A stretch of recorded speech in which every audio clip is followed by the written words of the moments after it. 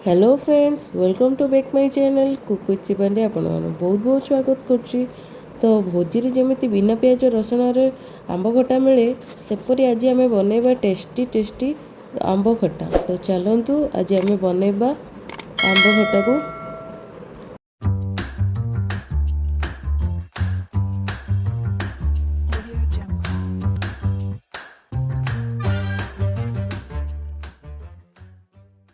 आज बिना प्याज रसुण आंब खटा बनवाई मुझे तीनोटी आंब को एमती काटी देती तार कोइल को बाहर कर देती। आंब को बहुत छोट करें ना सीझीज आंब। तो ये मसला प्रस्तुत करवा। तो ये देखिपे मसला मुझे पान मधुरी गोटे चामच आ जीरा गोटे चामच मेथी गोटे चामच नहीं जाइए। से शुक्ला लंका दुईटी भाजीदबा। तो ये देखु एमती भाजी ने। तो ये भाजी होगला। एबे से गुंड करदेबा। आपण मैंने बेसी गुंड करें अल्प गुंड करेंगे। तो ये गोटे मु कढ़ई नहीं गली। तो कढ़ई रे मुझे 2 चामच तेल देदबा। तो से पंचफुटण मु दे दूची।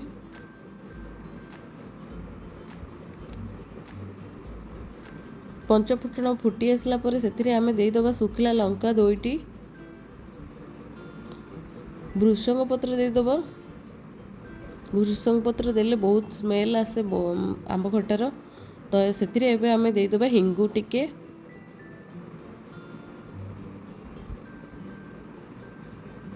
तो ये आंब को आमे पकेदबा।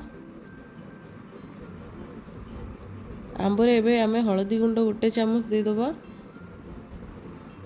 आ से लंका गुंड भी गोटे चामच देदबा।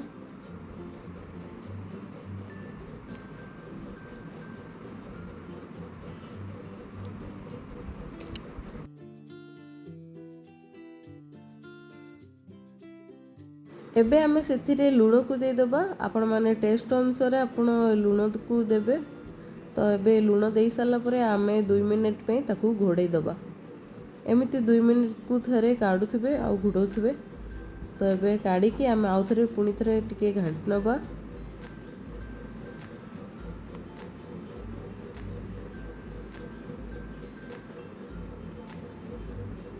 तो एबे मसला जो रेडी करथिले आंब खटा पई तो सेथिरे पकेई नबा।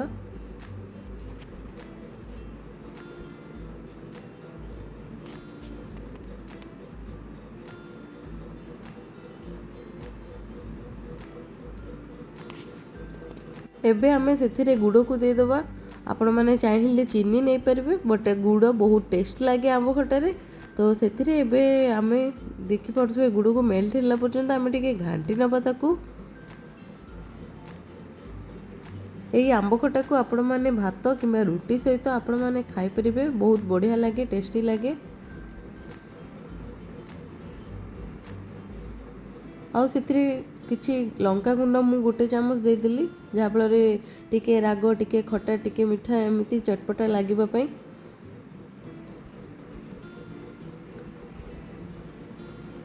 एबे आमे सेथिरे पानी को दे दबा। आपण मानकु जेतिकी ग्रेवी दरकार आपण माने से हिसाब रे पानी को नेबे आउ टिके अधिक दे देबे जहाँफल आंब खटा टिके ठंडा हो गले टिके बहलिया पळ आसीबो। तो मु एठी देखि पड़थबे पानी दे देली।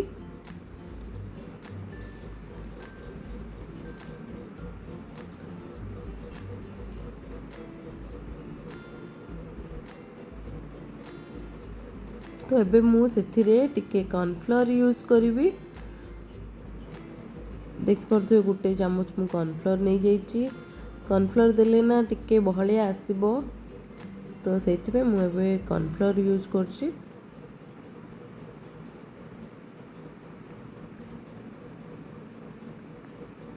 बनीगला आम बिना प्याज रसुण भोजी स्टाइल चटपटा आंब खटा। तो देखि पड़थबे बहुत डिलीशियस लगुच ना देखिबा पई। तो आपण माने भी घरे थरे बनातु एमिति मो सहित शेयर करंतु।